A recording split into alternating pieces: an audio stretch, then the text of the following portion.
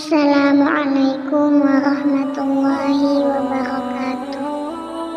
Saudara-saudaraku yang dirahmati oleh Allah Subhanahu wa Ta'ala, selama ini kita mungkin berpendapat orang yang meninggal itu tidak akan merasakan sakit ketika jasadnya dimandikan.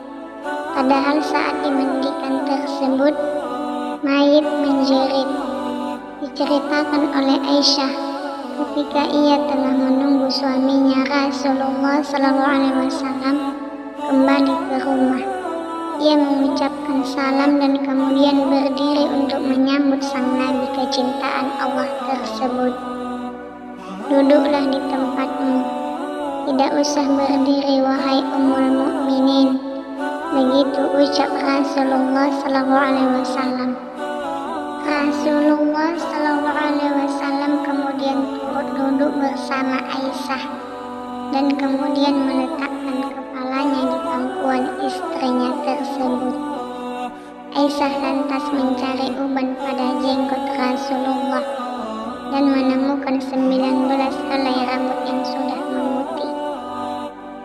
Aisyah kemudian berpikir dalam hatinya, sesungguhnya baginda akan meninggalkan dunia ini sebelum aku, sehingga tetaplah satu umat yang ditinggalkan oleh nabinya. Maka ia pun menangis sehingga mengalir air matanya jatuh menitis pada wajah baginda Rasulullah. Sadar terkena tetesan air mata istrinya, Rasulullah pun kemudian terbangun dari tidurnya. Wahai Ummul Mukminin, apa yang membuatmu menangis? Tutur Rasulullah. Aisyah kemudian menceritakan apa yang ia rasakan setelah melihat uban-uban Rasulullah SAW tersebut. Tahukah kamu kondisi apakah yang paling menyusahkan bagi mayit? Kata Rasulullah SAW.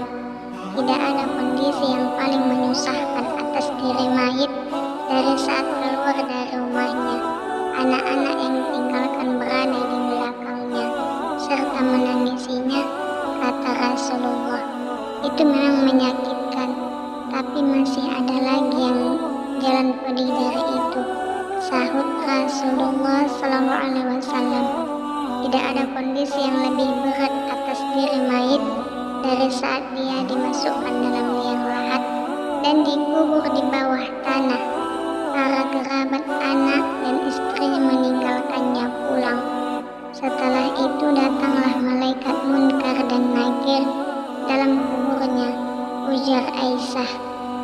Baginda kemudian tersenyum simpul mendengar jawaban istrinya ini. Beliau lantas menjelaskan bahwa sesungguhnya saat yang paling berat bagi mayit adalah ketika datangnya tukang memandikan mayit. Pemandi jenazah biasanya akan melepaskan cincin yang dipakai si mayit, melepaskan pakaiannya kemudian memandikannya. Saat itu ruh akan menjerit kuat di mana suaranya dapat didengar oleh seluruh makhluk kecuali jin dan manusia. Apa yang diserukan oleh ruh itu? Ya Rasulullah, tanya Aisyah. Hai tukang memandikan, demi Allah, aku memohon kepadamu agar engkau mencopot pakaianku dengan pelan-pelan, karena sesungguhnya saat ini aku sedang istirahat dari sakitnya pencabutan nyawa dari malaikat maut. Begitu ungkap Rasulullah SAW. Aisyah kemudian semakin penasaran. Lalu apa yang diserukan lagi oleh ruh? Tanya Aisyah lagi. Hai tukang memandikan, demi Allah, jangan engkau tuangkan air panas, jangan engkau gunakan air panas, dan jangan pula air dingin. Sesungguhnya jasadku telah terbakar sebab dicabutnya nyawaku, kata Rasulullah. Lalu ketika dimandikan, apa yang diserukan oleh ruh itu? Tanya Aisyah lagi.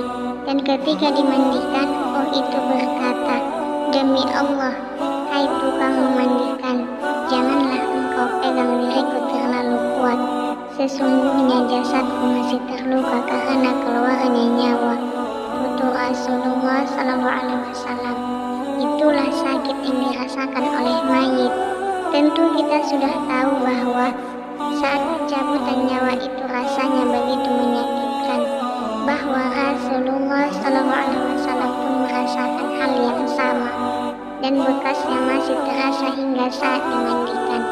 Jadi, bagi Anda yang suka memandikan jenazah, dengarkan jeritan ruh